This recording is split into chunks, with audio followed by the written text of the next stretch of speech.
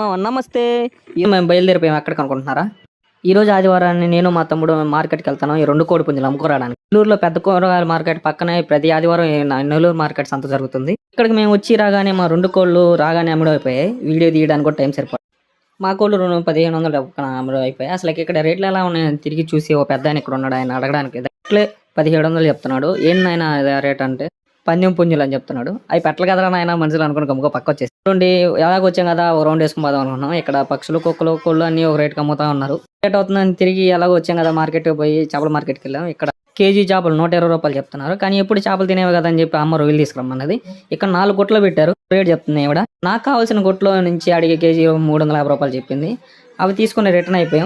తమ్ముడిని పొద్దున్నే లేపు తీసుకురావడం వల్ల తొందరగా బాగా నిద్ర వస్తుంది, నిద్రపోదాం అన్నాడు. అందువల్ల తిరిగి తొందరగా ఇంటికి వచ్చేసి వీడియోస్ కావాలంటే మా ఛానల్ని షేర్ చేయండి, కామెంట్ చేయండి, సబ్స్క్రైబ్ చేయండి, గంట మాత్రం కొట్టండి.